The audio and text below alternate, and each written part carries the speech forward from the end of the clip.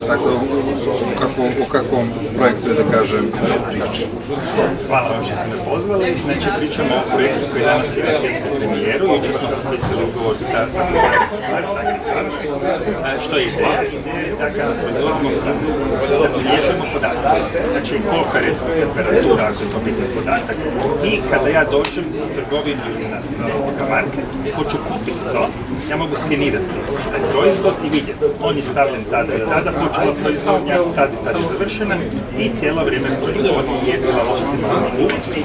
Ili još bolje, ako imate zdravstvenu ispravnost, znači recimo salmonela i šerihija su najčešće stvari, znači da li je bilo bolesti u tom periodu, jer imate hrane koja je bila neko vrijeme bolesna pa su izolirali, znači više da znate da li u tom periodu kad je ta hrana bila uzgajana, ona bila zdrava cijelo vrijeme. I to je jedno što je, mislim, najvažnija stvar sada, da vi damo informaciju i vi danas odete na tržnicu. Šta ja znam, da li to zaista organski? Nije organski, ja moram vjerovati, ja obično kupim kod najstarije one bakice bave, jer vjerujem da ona zapravo dobro radi.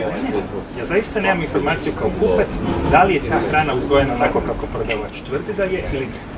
Dobro, kad kreće recimo taj projekat da se analiza implementira, sada je to onako i kompleksna malo priča, je? Mi radimo 2018. na takvim blockchain tehnologijama.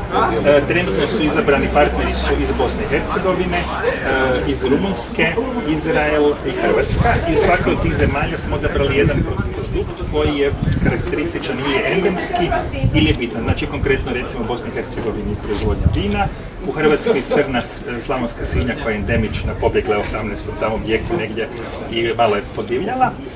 Jaja, isto velika proizvodnja, u Rumuniji jabuke, s obzirom da su oni jedni od treći ili četvrti evropski proizvođači jabuka, i u Izraelu avokado koji sad zovu novo zlato jer je toliko skupo i super.